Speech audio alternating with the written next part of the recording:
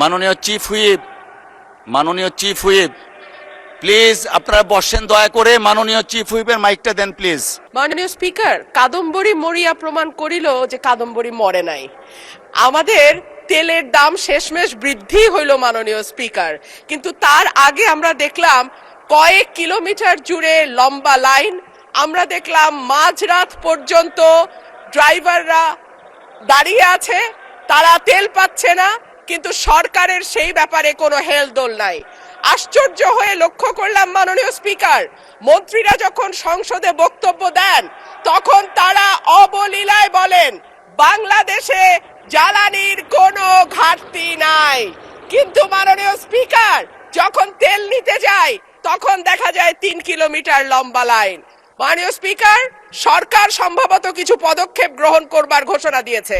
তার একটা হচ্ছে মার্কেট প্লেস 7টা বাজে বন্ধ করে দেয়া।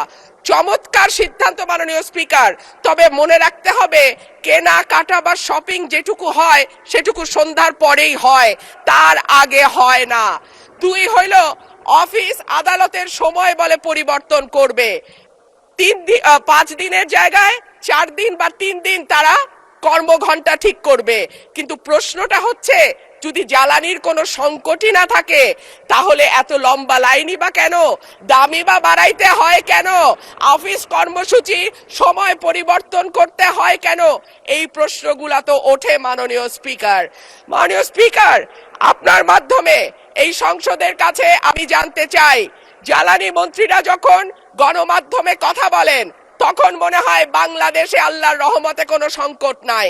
ওনারা যদি পরিষ্কার করে বলেন বাংলাদেশে বর্তমানে কত দিনের অকটেন ডিজেলের মজুদ আছে, কতদিন চলতে পারবে, পাম্পগুলো কেন পর্যাপ্ত পরিমাণ তেল পায় না, তেলের মজুদদারি